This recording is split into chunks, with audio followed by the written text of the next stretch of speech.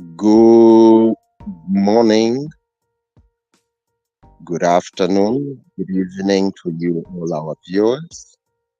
Once again, I would like to welcome you to Humanist TV Africa as we go on with our consumer empowerment programs. It is a great honor once again to be with you, and I apologize that last Saturday I was with you. We were up country as a team, and the communication was a challenge.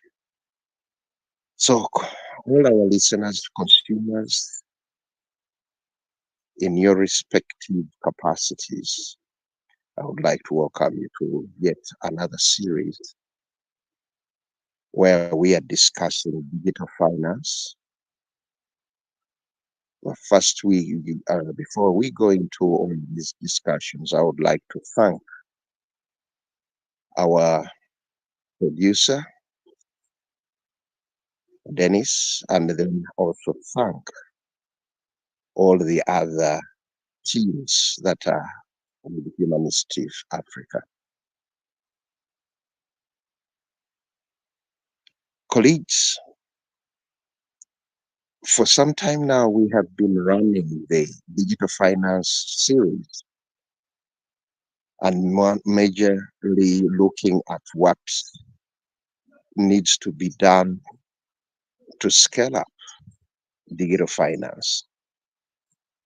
We appreciate that digital finance has got a lot to provide to the consumers and also bring about, innovations, bringing about development of businesses to employ the growing number of youth.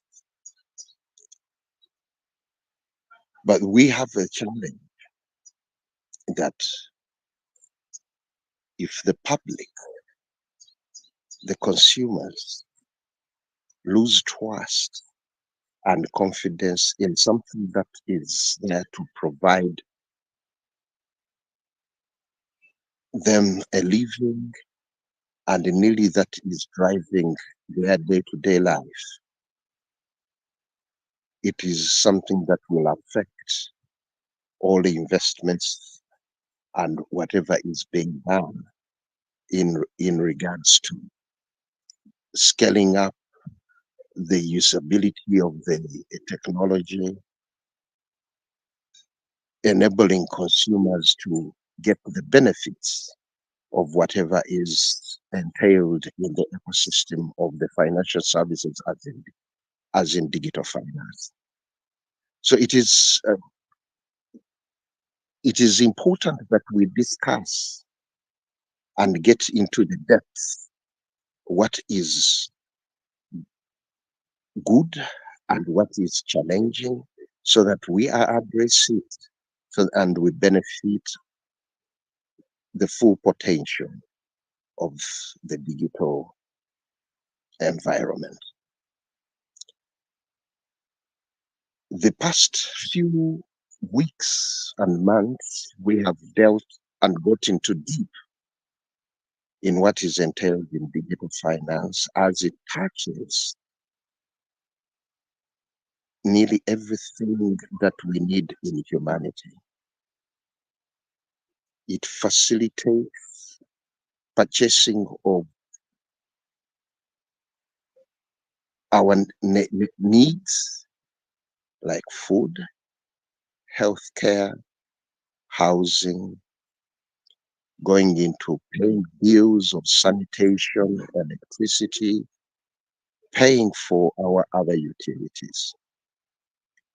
But the only challenge that is, or many challenges that we are in there, is consumers being affected.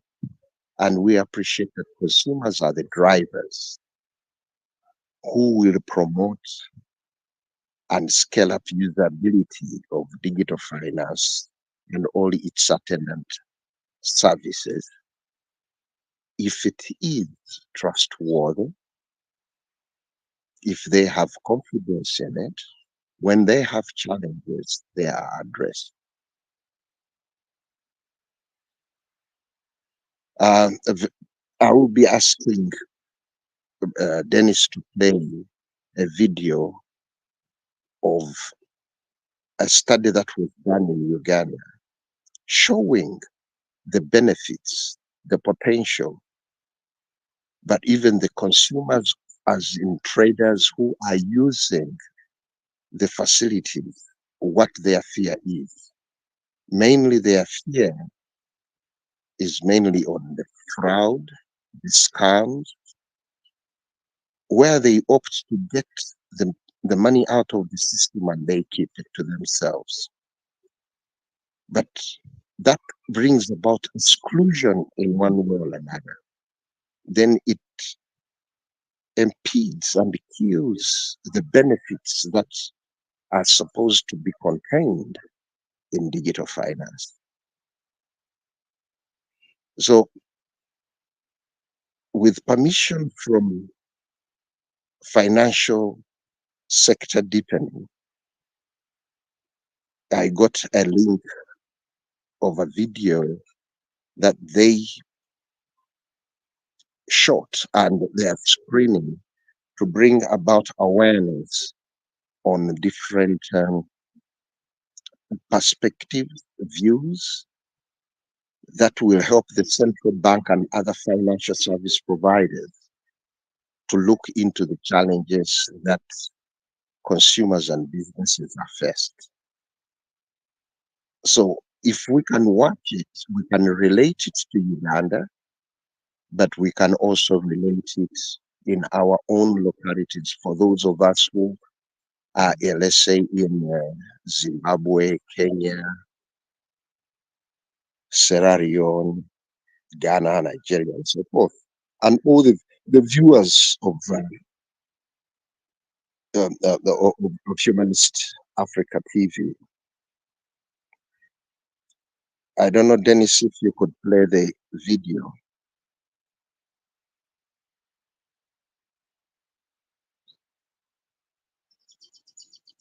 It is about 6 minutes, but it will give us the different perspectives of the digital finance users.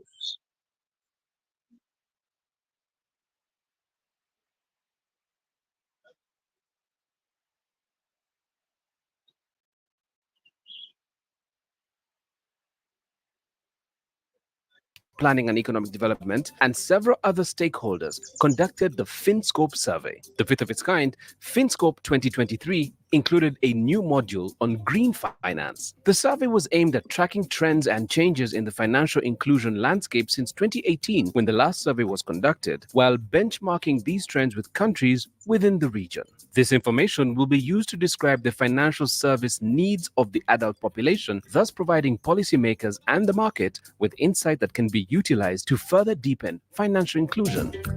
In rural parts of the country, formal banking is not a popular choice, as many do not have the surplus to set aside.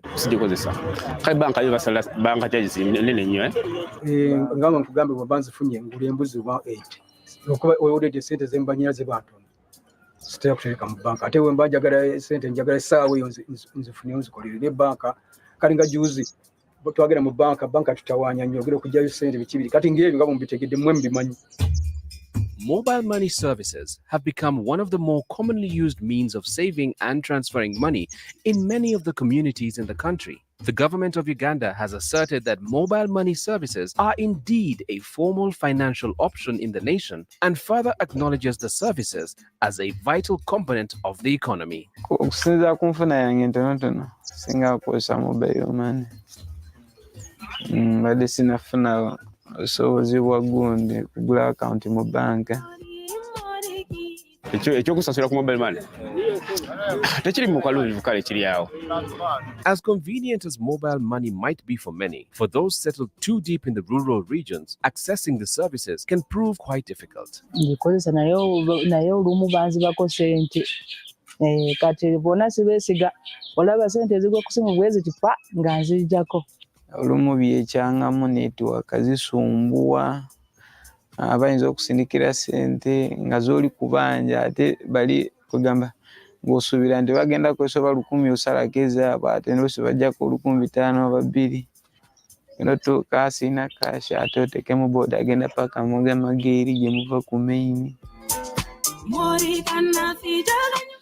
Mobile money we can use, but the stations are very far. Like Apache Town, it is far. Even Owang, it is far. You can even move on the way, and then people rob. Our money time we put in the house, and then we have a village saving. In our language, we call it bolichap. So we used to take it to the saving every week. We have the saving center. Service providers in the different regions also have unique experiences as they conduct their day-to-day duties in these communities. Network is a big challenge because when network is bad, you find that somebody trusts to come up to here, network is bad, that person bounces. Then of course also when it comes to float, since this business purely is me to finance it, somebody may come with the big amount of money, and maybe I don't have enough float. So you find that that person will be disappointed. Then the obvious one is security. We are targeted, and as you have seen, most of our colleagues have lost their lives. Another alternative financial service is the village saving groups. These organizations are designed to cater to the specific needs of the communities they operate in. Baba tibwana busente nti buli awo bungi. Oluisi buba oba bakusindikira emitwalo 2, oluisi mulala kitundu, oluisi 5,000 wabutoolayo wabukozesa. Kutoola ku nga ntayire mu kabiina. Kuba baba bampaire oba mitwalo 2, nsobola okutoola ku oba 5,000 n'ata mu kabiina. In the urban regions of the country, formal banking has a firmer footing as many opt for it to conduct their larger transactions and savings. I save the little. Reason being, nti bw'obeera ne ssente at cash ng'ozina mu ngalo nga ffe abakazi twagala nnyo ebirungi, you get, ogenda toola essente ezo oguleko akagato oba oguleko the necklace. Naye bw'oba ng'olina essente ezo mu banka tekikubeerera kyangu to spend anyhow. Embeerako n'akasente ak'okutereka ate nkateeka mu banka. Wano mobile money buli lw'obuguma omwo mwangu olya. Zino za mobile money zezitambuza emirimu ezirwa n'ebizibu zibeera mu banka eyo.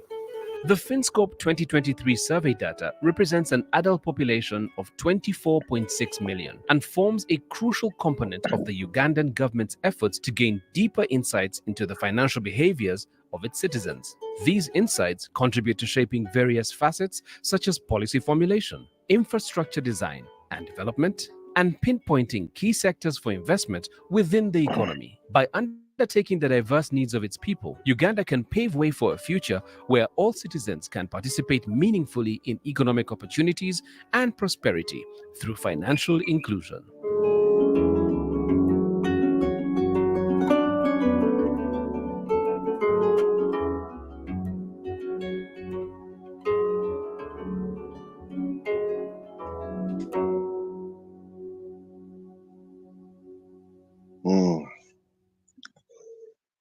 Thank you very much, Dennis. As viewers, you have seen the consumers or the business people, wherever they are in the different areas. They have cited a number of things that we have once or twice talked about here. The issue of improving infrastructure, issues of improving the network, issues of security, issues touching the different aspects of complaints resolution, people not trusting their monies with at times the system. They end up buying animals and saving keeping their savings there, and they sell the animals when they need the money. Others have resorted to keep the resources in their homes. Others fear, or they mentioned that mobile money operators are targeted. So looking at all that, it says that we need to build up infrastructure that facilitates and scales up digital finance in whatever aspect or it is in. And then when issues are there, resolving them so that people have confidence in the sector. So what do we need to do as different actors and stakeholders? It is to do continuous surveys like the FinScope survey of 2023, that if,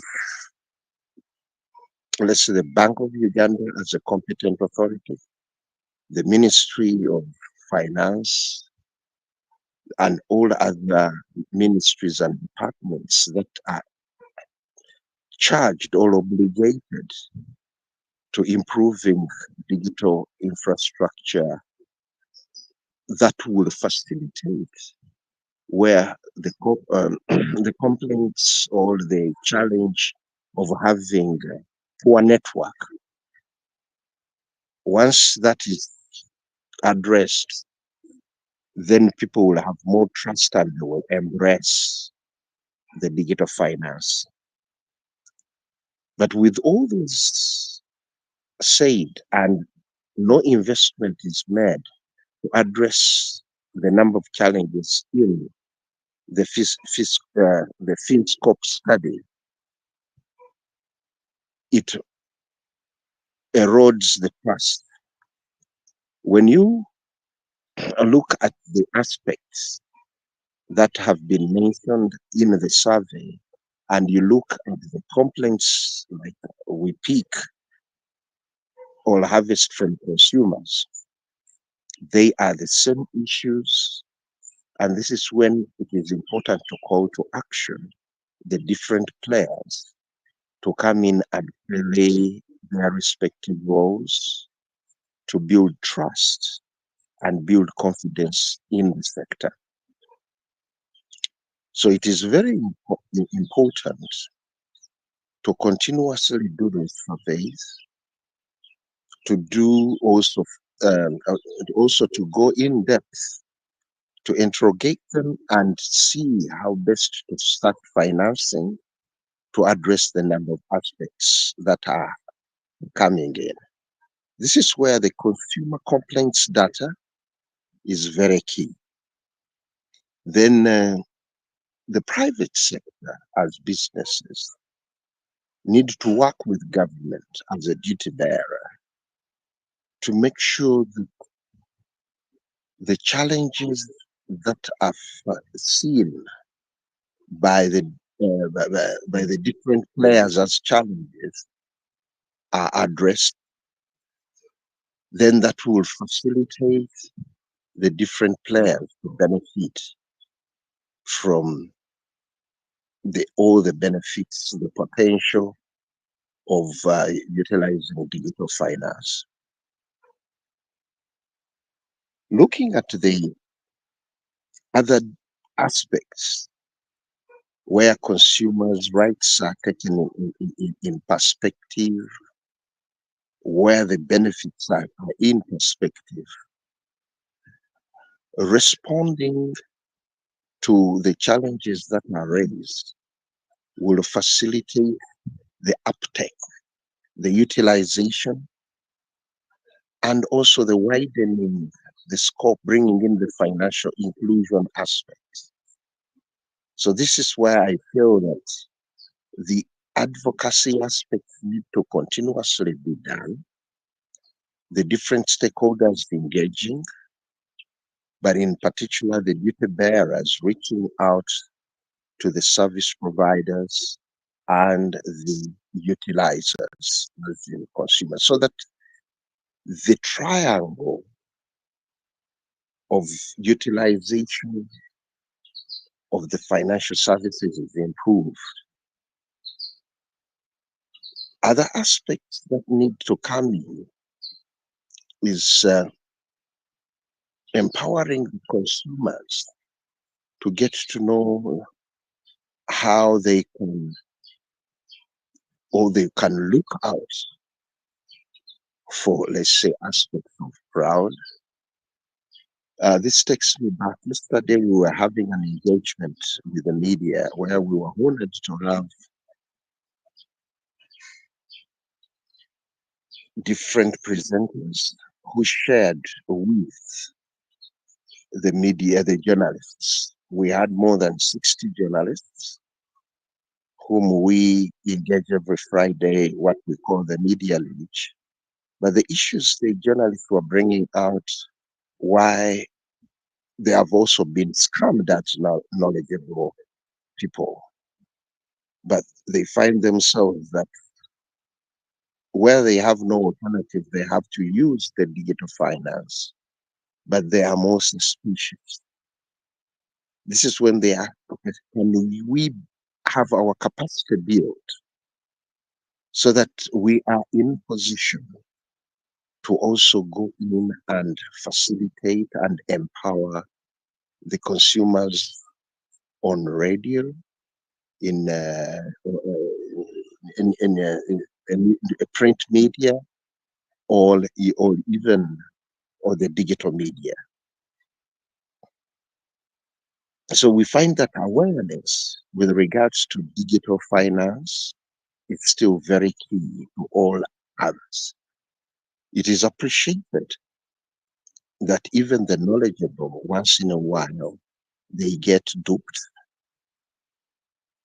I was sharing an experience with them. Even me, myself, I've ever been conned, where I thought that I was very knowledgeable, knowing, receiving and receiving complaints of consumers. I can easily safeguard myself. But all the time, the scammers, the schemers, the the fraudsters at times a game ahead. But all these do not take us off the campaign of having fair digital financial services for consumers. So this is where we continuously need to urge the duty bearers and advocate for systems,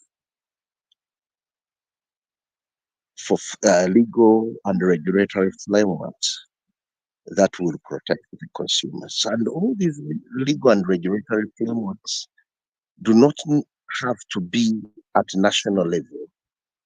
But when we look at digital finance, it is a global initiative, and having global solutions that can be localized is something very key. So if we have both legal and regulatory facilities at global level, we can bring them down to our respective local levels or national levels and localize them to address the challenges that consumers, businesses find in the market. So it will be very key if dialoguing is made priority. Surveys that like the one we have just watched are continuously done on a regular basis to have mechanisms that address consumer challenges, business challenges. Those will be in position to build trust and confidence in the digital financial services. So it is very key that different players have an opportunity to continuously engage and fill up the gap where there is dis and misinformation. Once we empower the consumers and the competent authorities have got feedback channels, complaints mechanisms that do not only wait for complaints, but they can also be proactive, then that will continuously build the confidence of consumers in the respective systems. We need to appreciate, and we continuously mention it also to consumers, that regulators are challenged given the fast rate of technology development that we're experiencing. You find that the laws that we have in place that need to be implemented, at times they are challenged, that the competent authorities might not have all the experts, or the scammers or the unscrupulous might be more knowledgeable and have more resources than the competent institution. So this is where mechanisms by the competent authorities need to be known by the consumers to help them speak out when they are challenged and they receive different, or they observe different anomalies in the market. With such an approach, where there is coordination of the different players, where the private sector has put in place safety measures, where consumers have complained and their complaints are addressed in real time, then the confidence and trust in the system will be upscaled, and enabling consumers to utilize the benefits that are in the digital finance ecosystem.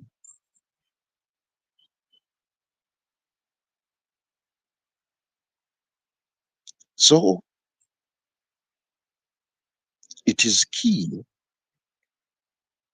that different institutions reach out, use the existing laws to make sure that the consumers have an opportunity to reach out and speak out when they are affected. They will find that there are opportunities for them to address all the challenges. And these do not need to be only in urban areas, but they ought to be stretched out even to the rural areas. Like in the video, the lady who was in Apache was talking of services not to be reliable where one needs to travel a longer distances, either to Apache or Leland. And by the time one gets back, the customers are already disoriented. So all this goes back to the aspects that we raised, that the need of rolling out quality and effective infrastructure that improves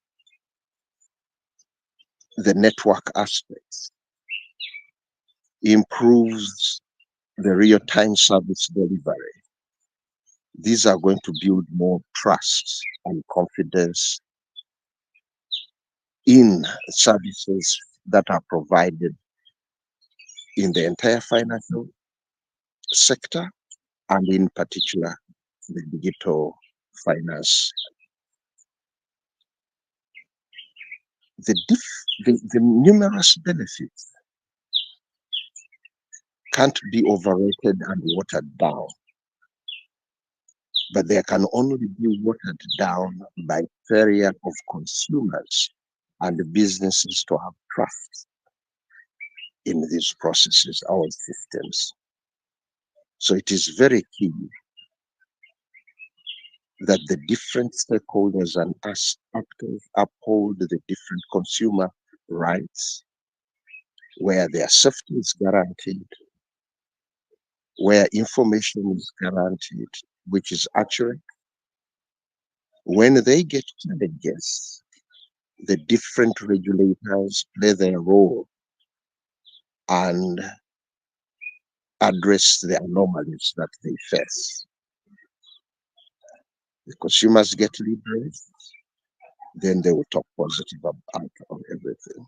Then consumers will be in position to have enough resources to also go and facilitate or buy from other businesses, so that the consumer welfare is attained and the business operations too are improved. So all this needs to start by governments playing their role, regulators playing their role, and the private sector playing their role. But like we always say, the consumers too have got the responsibility to protect their data as in PIN, and also to be vigilant. Being critical is going to be very key on the aspects with regards to consumers. If they are, colleagues, I'm sorry,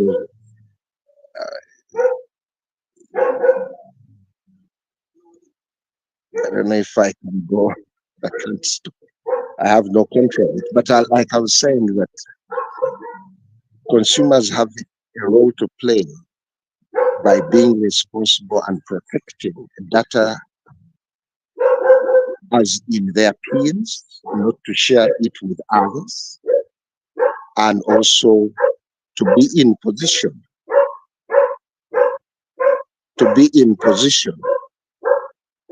to speak out and raise all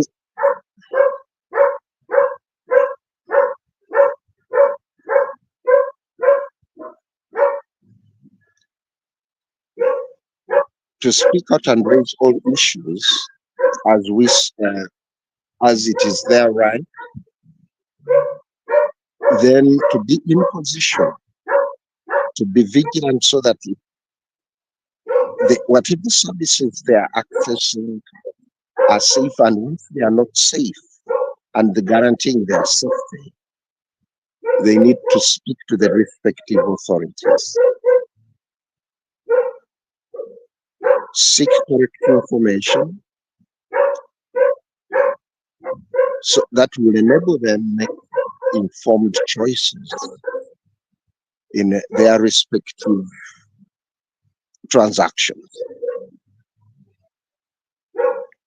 And when they are affected, once they speak out, their respective representatives are in position to speak in their interest.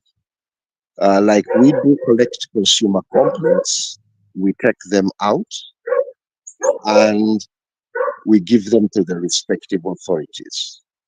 But the partnerships we have with different entities enable us, like the Uganda Communications Commission has got a consumer self-help points. So consumers need to seek such information to get to know how best they can protect themselves, get redress when they are affected. And all this can effectively be realized when continuous consumer education is done. And that is a right to them. So all these different approaches and processes enable us to put up an environment in which consumers can easily operate and also develop businesses, also improve their life and welfare. Yes, so all these facilitate consumers to gain their trust and also confidence in the whole system. So it is something very key that we need to look into as we do the different deliberations and understandings of our different activities.